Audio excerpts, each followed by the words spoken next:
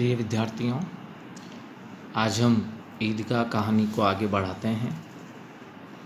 जब हामिद अपने दोस्तों के साथ ईदगाह पहुंच जाता है और वहां ईदगाह पर नमाज अदा करते हैं, वह दृश्य जिसमें एक साथ सभी झुकते थे, एक साथ अपने सिर को झुकाते थे या बैठते थे, वह हामिद को बहुत पसंद आया। और उसके बाद इधर उधर वे खेल इत्यादि देखने लग गए। अपने पास बहुत कम पैसे थे, इसलिए कोई खेल वगैरह हामिद ने नहीं खेला और झूला भी नहीं झूला।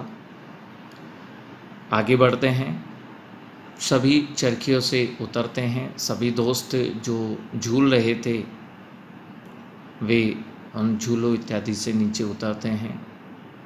अब सभी कहने लगते हैं खिलौने लेंगे।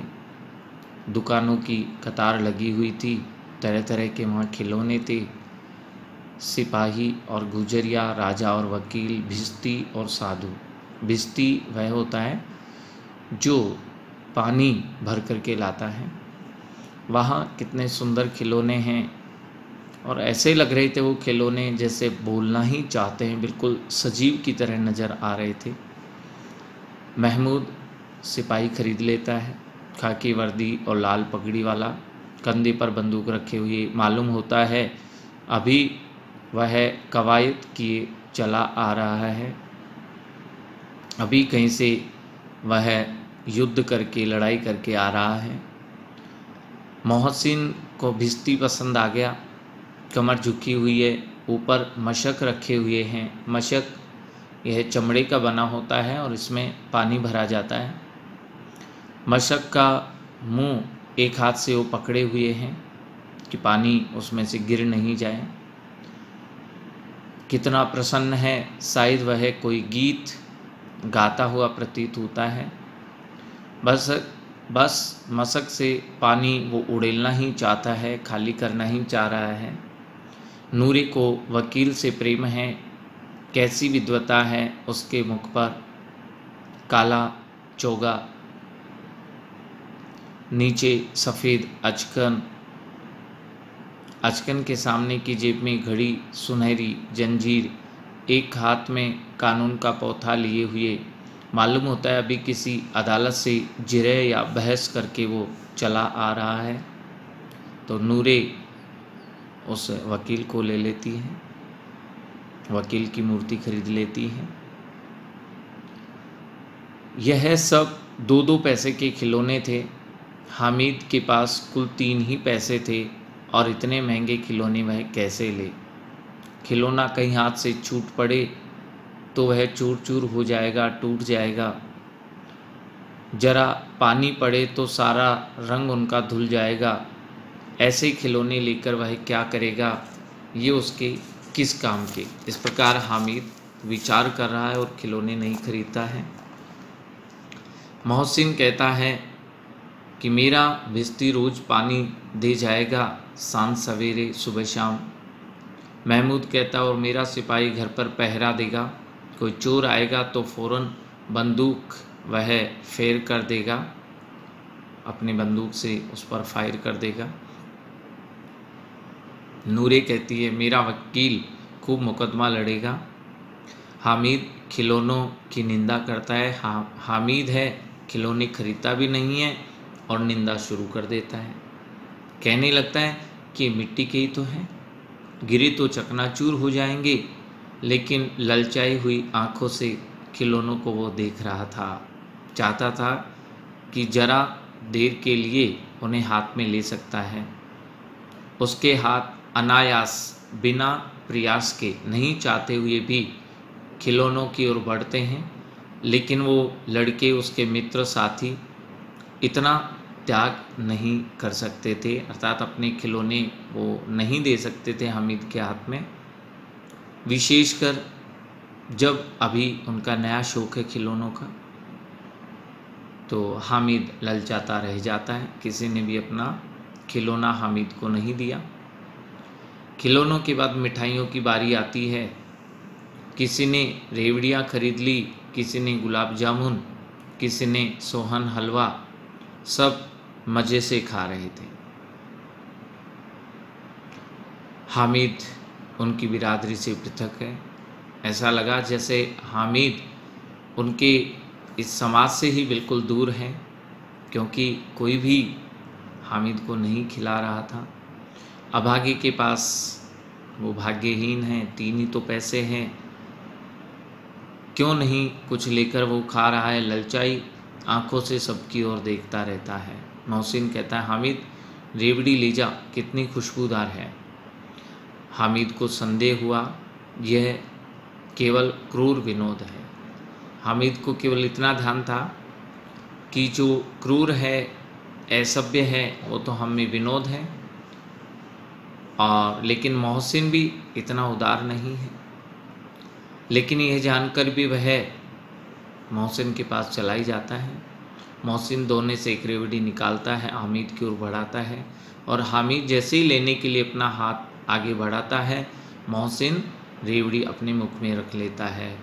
महमूद, नूरे, सम्मी ऐसा देखकर सब तालियां बजा करके हंसने लग जाते हैं। हामिद खिसिया जाता है, वह संकोच करने लगता है। मोहसिन कहता है, अच्छा अब की ज़रूर देंगे हामिद, अल्लाह कसम ले जा। हामिद कहता है, रखे रहो, क्या मेरे पास पैसे नहीं हैं?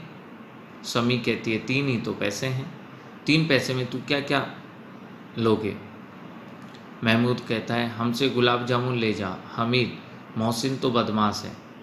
हामिद कहने लगता है, मिठाई कौन सी बड़ी नेमत है, और किताब में इसकी कितनी बुराइयां लिखी हुई है मिठाइयों की, मिठाई नहीं खानी चाहिए। मोहसिन कहता है, लेकिन दिल में कह रहे होंगे कि मिले तो खा ले, अपने पैसे क्यों नहीं निकाल रहे हो? महमूद कहता है, हम समझते हैं इसकी चालाकी, जब हमारे सारे पैसे खर्च हो जाएंगे तो हमें ललचा ललचा कर खाएगा।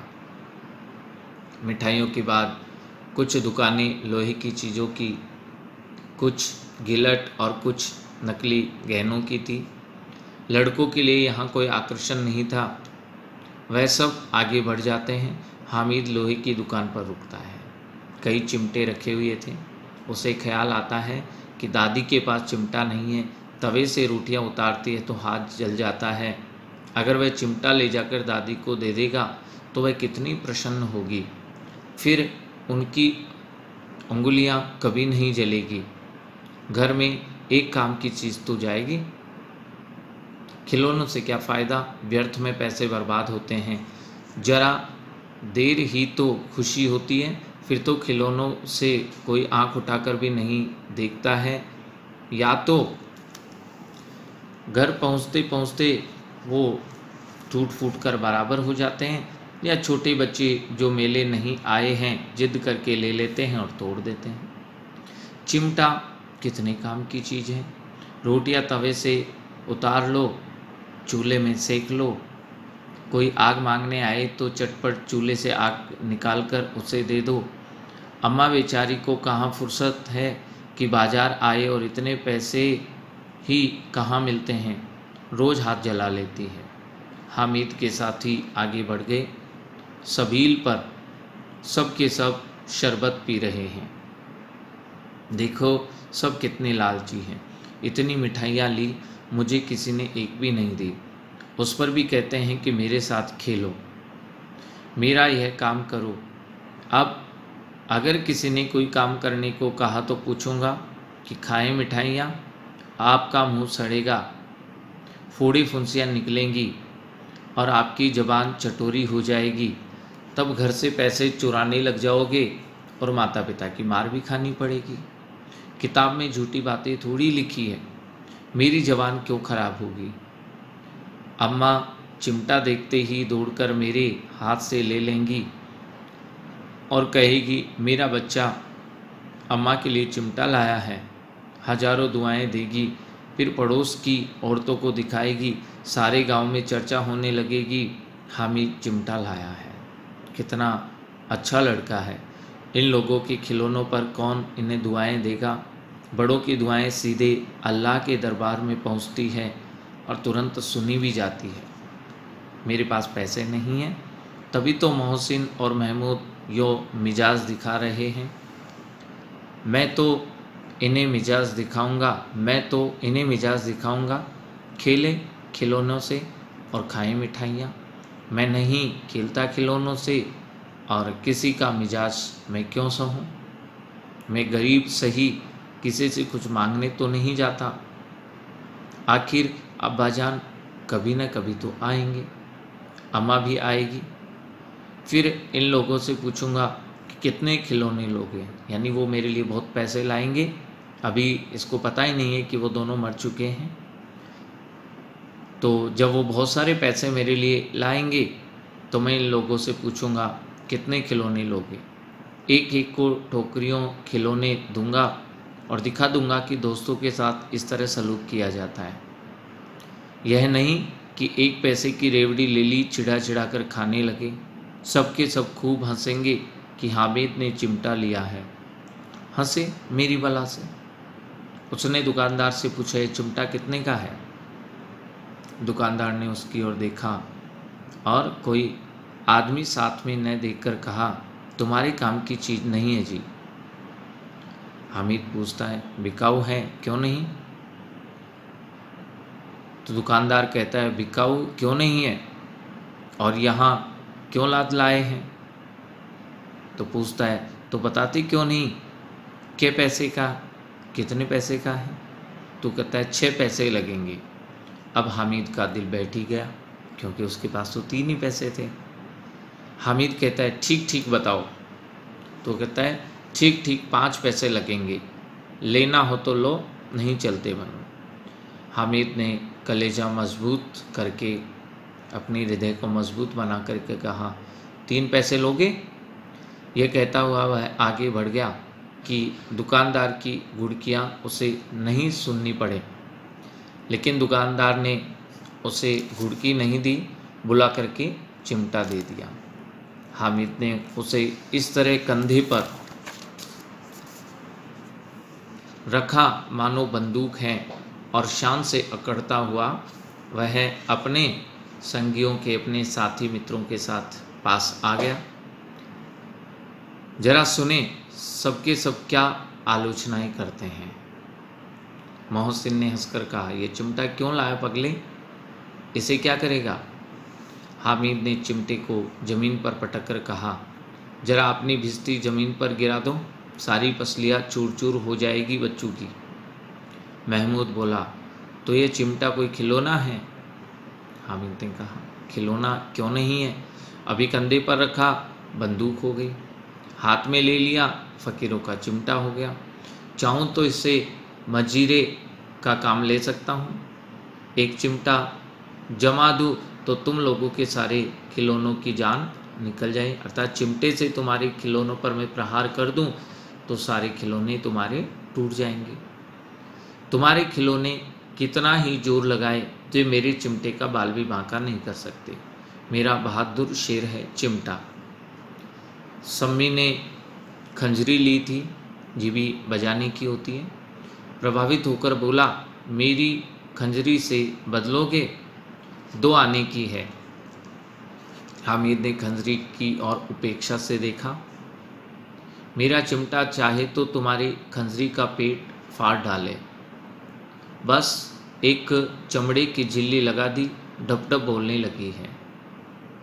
जरा सा पानी लग जाए तो ये खत्म हो जाए। मेरा बहादुर चिमटा आग में, पानी में, तूफान में बराबर डटा रहेगा। चिमटे ने सभी को मोहित कर लिया था, लेकिन अब पैसे किसके पास धरे थे, रखे थे, सब खर्च कर दिए थे दोस्तों ने। फिर मेले से वो दूर भी निकल करके आ गए थे और 9 कब के बज गए थे। धूप भी अब तेज हो गई थी, घर पहुंचने की जल्दी हो रही थी। अपने पिता से जिद भी करे तो चिमटा उन्हें नहीं मिल सकता। हामिद बड़ा चालाक है, इसलिए बदमाश ने अपने पैसे बचा रखे थे। अब बालकों के 2 दल हो गए थे, 2 दलों में वो बट गए थे। मोहसिन, महमूद, समी और नूरे ये एक तरफ थे, हामिद अकेला दूसरी तरफ था। अब उनमें शास्त्रार्थ चल रहा था। सम्मी तो विधर्मी हो गया है, पापी हो गया है, दूसरे पक्ष से जा मिला, लेकिन मोहसिन, महमूद और नूरे भी हामिद से एक एक दो दो साल बड़े होने पर भी हामिद के आघातों से आतंकित होते थे। अर्थात जो शास्त्रार्थ में प्रहार अपनी बातों के माध्यम से हामिद उन पर कर रहा था, उससे अब धीरे धीरे सब आतंकित हो गए थे। उसके पास न्याय का बल है और नीति की शक्ति, और दूसरी ओर मिट्टी, ये सारे मिट्टी की खिलौने थे। लेकिन हामिद के पास लोहा था, जो इस वक्त अपने को फौलाद कह रहा था। वह अजय और घातक है। अगर कोई शेर भी आ जाए तो मियाँ भिश्ती के छक्के छूट जाएंगे, अर्थात वो भिश्ती घबरा जाएगा, भाग जाएगा। मियाँ सिपाही मिट्टी की बंदूक छोड़ करके भाग जाएगा। वकील साहब की नानी मर जाएगी, यानी वो भी कुछ नहीं बोल पाएगा, चौके में मुंह छिपा करके ज़मीन पर लेट जाएगा। मगर ये चिमटा, ये बहादुर, यह रुस्तमे हिंद बहुत बहादुर है, लपक करके शेर की गर्दन पर सवार हो जाएगा और उसकी आंखें निकाल लेगा। इस प्रकार वह हामिद उनको बता रहा है, समझा रहा है। मोहसिन ने एड़ी चोटी का जोर लगा करके कहा, अपनी पूरी ताकत के साथ, जोर के साथ कहा, अच्छा पानी तो नहीं भर सकता। हामिद ने चिमटे को सीधा खड़ा करके कहा, भिश्ती को एक डांट बताएगा तो दौड़ा हुआ पानी लाकर उसके द्वार पर छिड़कने लगेगा। यानी भिश्ती से पानी मंगवा सकता है ये। मोहसिन परास्त हो गया, हार गया उसके तर्क से। महमूद ने कुमुक पहुंचाई, अगर बच्चू पकड़ा जाए तो अदालत में बंदे बंदे फिरोगे, तब तो वकील साहब के पैरी पड़ोगे ना। अब हामिद इस प्रबल तर्क का जवाब नहीं दे सका। उसने पूछा, हमें पकड़ने कौन आएगा? नूरे ने कहा, ये सिपाही बंदूक वाला। हामिद ने मुंह चिढ़ाकर कहा, ये बेचारे हम बहादुर रुस्तमे हिंद को पकड़ेगा।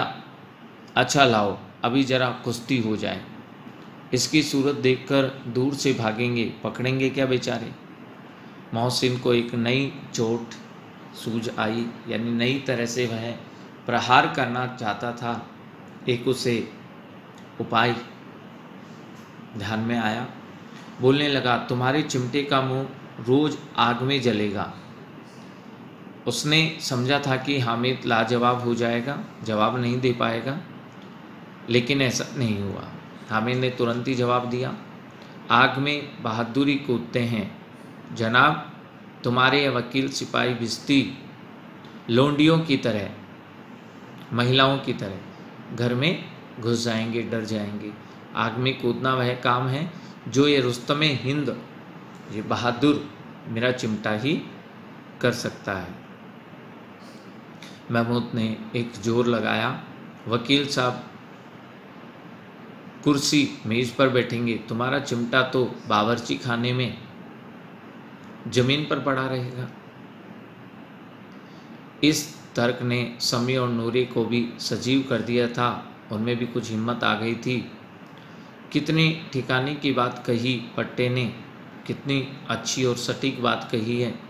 चिमटा बावर्ची खाने में पड़े रहने के सिवा और क्या कर सकता है? जहाँ खाना बनाते हैं उस जगह पर पड़ा रहता है। हामिद को कोई फड़कता हुआ जवाब नहीं सूझा, तो उसने धांधली शुरू कर दी कि मेरा चिमटा बावर्ची खाने में नहीं रहेगा।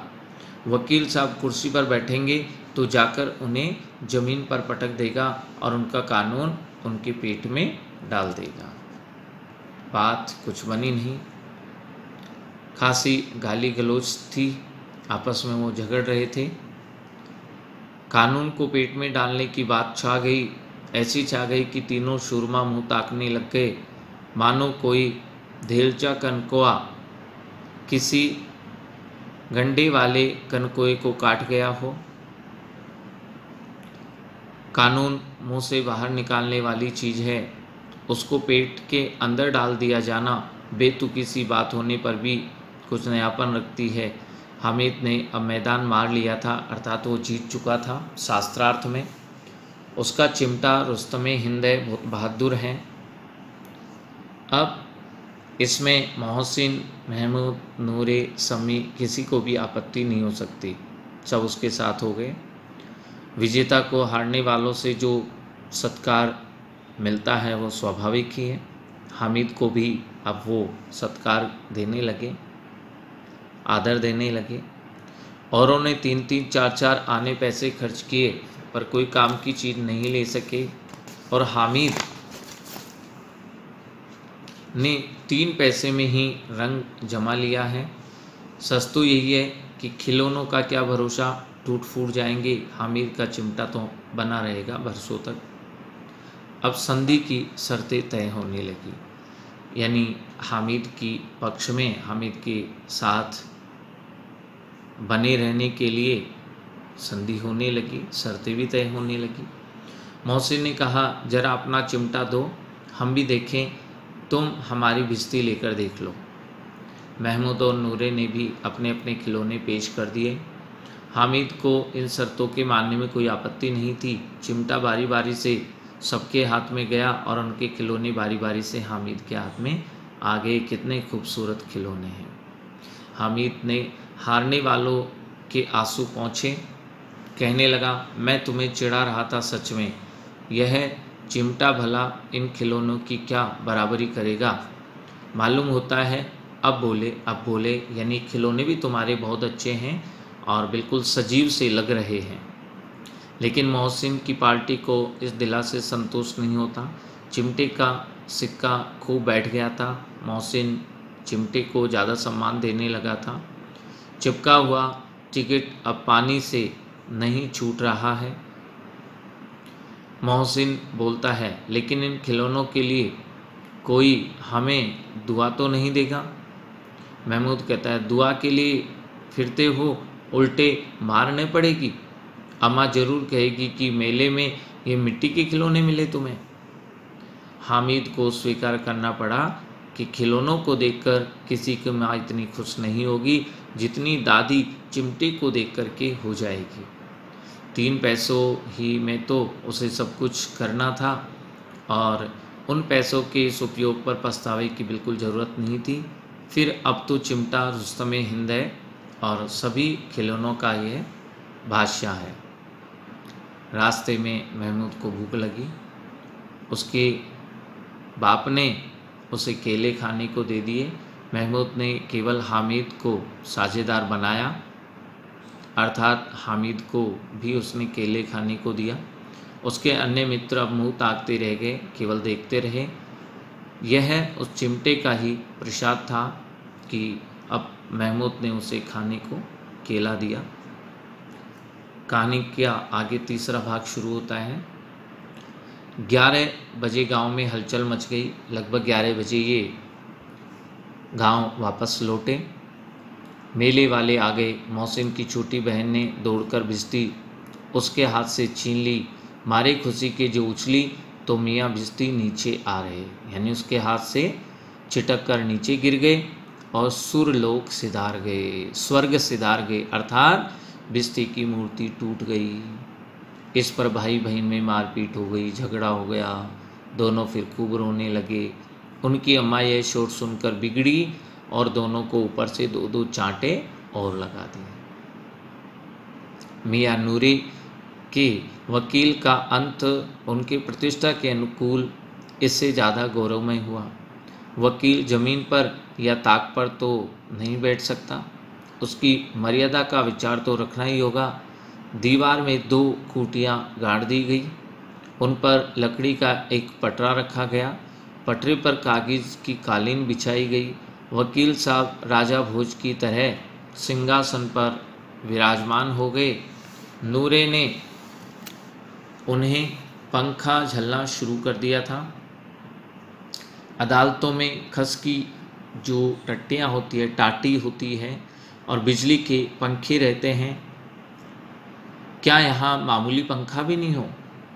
कानून की गर्मी दिमाग पर चढ़ जाएगी कि नहीं? बांस का पंखा लाया गया और नूरे हवा करने लगे।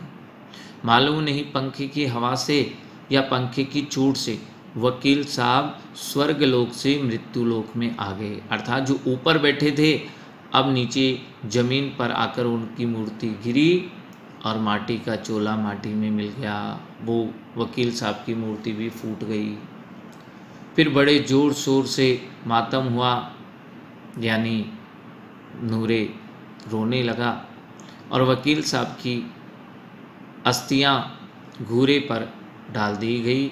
जो ढेर था मिट्टी का या भस्म का उस पर उसे डाल दिया गया। अब महमूद का सिपाही रहा, उसे चटपट गांव का पहरा देने का चार्ज मिल गया। लेकिन पुलिस का सिपाही कोई साधारण व्यक्ति तो था नहीं जो अपने पैरों चले, वह पालकी पर चलेगा। एक टोकरी लाई गई, उसमें कुछ लाल रंग के फटे पुराने चिथड़े बिछाए गए जिसमें सिपाही साहब आराम से लेट जाएं।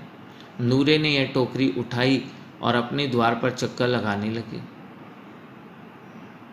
उनके दोनों छोटे भाई सिपाही की तरफ से छूने वाले जागते रहो इस प्रकार पुकारने लगे। तुतला करके छोटे बच्चे बोलते हैं, मगर रात तो अंधेरी होनी चाहिए। महमूद को ठोकर लग जाती है। जो महमूद टोकरी में रख कर के और उसे घुमा रहा था उसे ठोकर लग जाती है। टोकरी उसके हाथ से छूटकर दूर चली जाती है, दूर गिर पड़ती है। मियाँ सिपाही अपनी बंदूक लिए ज़मीन पर आ जाते हैं और उनकी एक टांग में विकार आ जाता है, एक टांग टूट जाती है। महमूद को आज ज्ञात हुआ कि वह अच्छा डॉक्टर है, उसको ऐसा मरहम मिल गया जिससे वह टूटी टांग को आनन फानन यानी शीघ्र जल्दी से जोड़ सकता है। केवल गूलर का दूध चाहिए, गूलर का दूध भी ले आता है, टांग जोड़ दी जाती है। लेकिन सिपाही को जो ही खड़ा किया जाता है टांग जवाब दे देती है, अर्थात टांग वह वापस टूट जाती है। शल्य क्रिया जो ऑपरेशन किया वह असफल हो गया, तब उसकी दूसरी टांग भी तोड़ दी जाती है। अब कम से कम एक जगह आराम से बैठा तो रह सकता है, एक टांग से तो न चल सकता है न बैठ सकता है। अब वह सिपाही सन्यासी हो गया, अर्थात स्थिर होकर एक जगह बैठ गया सन्यासी की तरह। अपनी जगह पर बैठा बैठा पहरा देता है, कभी कभी देवता भी बन जाता है और उसके सिर का जो झालरदार साफा है वो खुरस दिया गया, हटा दिया गया। अब उसका जितना रूपांतरण चाहो कर सकते हो, जितना परिवर्तन उसमें करना चाहे हम कर सकते हैं। कभी कभी तो उससे बाट का काम भी लिया जाता था, उससे कुछ तोल भी लिया जाता था। अब मियाँ हामिद का हाल सुने। अमीना उसकी आवाज़ सुनते ही दौड़ी और उसे गोद में उठाकर प्यार करने लगी। सहसा अचानक उसके हाथ में चिमटा देखकर वह चौंकी। ये चिमटा कहाँ था? तो हामिद ने कहा, मैंने मोल लिया है। के पैसे में? तो बोला 3 पैसे में। अमीना ने छाती पीट ली। अमीना को बड़ा दुख हुआ, पीड़ा हुई। ये कैसा बेसमझ लड़का है, दोपहर हो गया, कुछ खाया न पिया, लाया है तो भी क्या चिमटा। सारे मेले में तुझे और कोई चीज़ नहीं मिली जो यह लोहे का चिमटा उठा लाया। हामिद ने अपराधी भाव से कहा, तुम्हारी उंगलियां तवे से जल जाती है इसलिए मैंने उसे लिया है। बुढ़िया का क्रोध तुरंत स्नेह में बदल गया, और स्नेह भी वह नहीं जो प्रगल्भ होता है, जो गल जाता है, दूर हो जाता है, अपनी सारी कसक शब्दों में बिखेर देता है। यह मूक स्नेह था, खूब ठोस, रसीला, स्वाद से भरा हुआ था। बच्चे में कितना त्याग, कितना सद्भाव, कितना विवेक है। दूसरों को खिलौने लेते और खाते देखकर इसका मन कितना ललचाया होगा। इतना जब्त इससे हुआ कैसे? इतना सब कुछ ये कैसे कर पाया? वहाँ भी उसे अपनी बुढ़िया दादी की याद बनी रही। अमीना का मन ऐसा सोचकर गदगद हो गया, प्रसन्न हो गया। और अब एक बड़ी विचित्र बात हुई। हामिद के इस चिमटे से भी विचित्र बच्चे हामिद ने बूढ़े हामिद का पार्ट खेला था। बुढ़िया अमीना अब बालिका अमीना बन गई थी। वह रोने लग गई, दामन फैलाकर हामिद को दुआएं देती जाती थी और आंसू की बड़ी बड़ी बूंदें वो गिराती जाती थी। हामिद इसका रहस्य नहीं समझ पाया था। वास्तव में आज हामिद ने अपने स्नेह को दिखा दिया कि बच्चे भी बहुत समझदार होते हैं और बड़ों का उतना ही ख्याल रखते हैं जितना बड़े बच्चों का।